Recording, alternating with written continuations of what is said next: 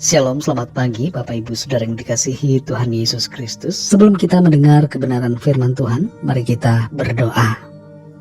Bapa di sorga, Bapa yang maha baik, Bapa dalam nama Tuhan Yesus Kristus, Tuhan dan Allah kami yang hidup dan berkuasa, kami bersyukur untuk berkat kemurahan-Mu.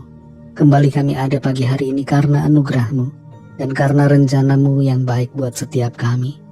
Saat ini kami mau mendengar sabda firman-Mu. Urapi kami Tuhan, berikan kami hati yang mengerti dan juga mentaati akan setiap kehendak-Mu. Dalam nama Tuhan Yesus kami berdoa. Haleluya. Amin. Saudara yang dikasihi Tuhan, ayat firman Tuhan saat ini terdapat dalam surat 2 Timotius 2 ayat 3-6. Tertulis demikian. Ikutlah menderita sebagai seorang prajurit yang baik dari Kristus Yesus. Seorang prajurit yang sedang berjuang tidak memusingkan dirinya dengan soal-soal penghidupannya, supaya dengan demikian ia berkenan kepada komandannya. Seorang olahragawan hanya dapat memperoleh mahkota sebagai juara apabila ia bertanding menurut peraturan-peraturan olahraga. Seorang petani yang bekerja keras haruslah yang pertama menikmati hasil usahanya. Saudara yang dikasihi Tuhan, di berbagai negara ada Badan Intelijen. Di Indonesia ada BIN, Badan Intelijen Nasional. Di Amerika ada Badan Intelijen Asing, yaitu CIA. Di Rusia ada SVR. Di Inggris ada SIS. Di Israel ada Mossad. Dan untuk menjadi seorang anggota intelijen perlu banyak pengorbanan. Seorang agen CIA misalnya, mereka harus mengorbankan kehidupan pribadi dan hubungan dalam keluarga. Mereka harus loyal pada perintah dan harus siap untuk mengorbankan nyawa mereka. Mereka tidak boleh menjadi populer, harus menutup diri, dan tidak boleh dikenal oleh banyak orang secara luas.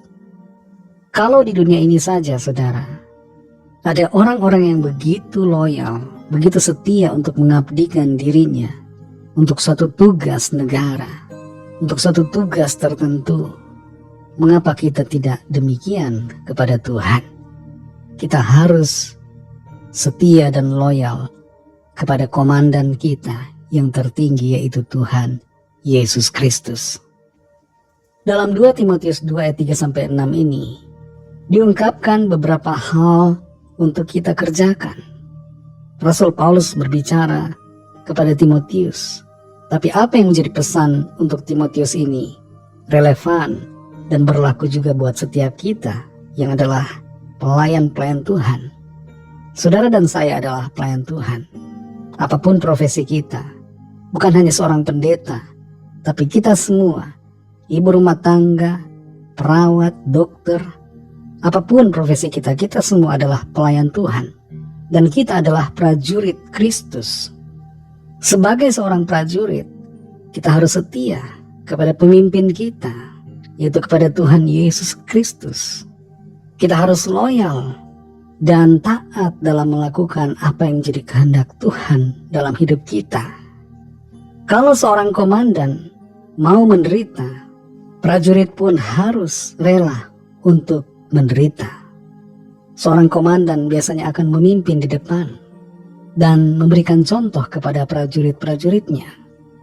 Tuhan Yesus telah memberikan contoh buat kita, bagaimana dia rela untuk memikul salib dan berkorban bagi kita.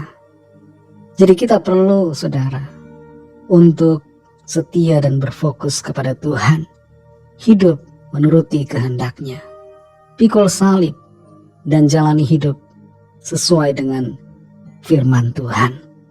Dalam ayat-ayat ini dinyatakan tentang seorang olahragawan yang mengikuti aturan dan seorang petani yang bekerja keras serta menikmati hasil usahanya.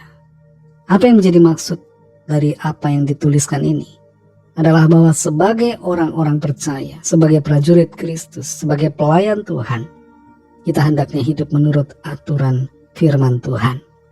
Jangan menyimpang dan sadari bahwa suatu saat nanti kita akan menerima upah atau berkat dari apa yang kita lakukan, apa yang kita kerjakan di dunia ini. Ada reward, ada keselamatan dan hidup kekal yang Tuhan sediakan bagi setiap kita yang percaya dan selalu setia kepadanya.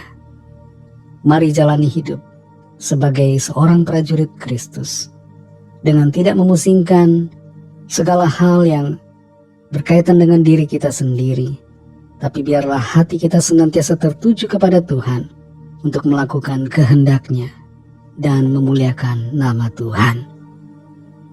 Mari kita berdoa. Terima kasih Tuhan Yesus, kami bersyukur untuk firman-Mu yang sudah kami dengar pada saat ini. Firman-Mu yang mengajar kami untuk kami senantiasa loyal, setia, tunduk, taat, berserah kepada kehendak Tuhan bagi setiap kami. Kami sadari kami adalah prajurit-prajurit-Mu ya Tuhan, dan sudah seharusnya kami taat, mengikuti perintah-Mu, melakukan kehendak-Mu dalam hidup kami. Kami percaya Tuhan sediakan yang terbaik buat kami, yang selalu setia mengasihi sampai akhir hidup kami. Terima kasih untuk firman-Mu. Pimpin kami selalu Roh Kudus untuk melangkah di dalam kebenaran-Mu ya Tuhan. Berkatilah kami di sepanjang hari ini dalam tugas aktivitas kami. Sertai kami Tuhan. Jadikan kami berhasil dan berkemenangan di dalam segala perkara. Kami berdoa bagi yang sakit dan yang sedang dalam pergumulan. Nyatakanlah kuasa pertolongan-Mu bagi setiap kami.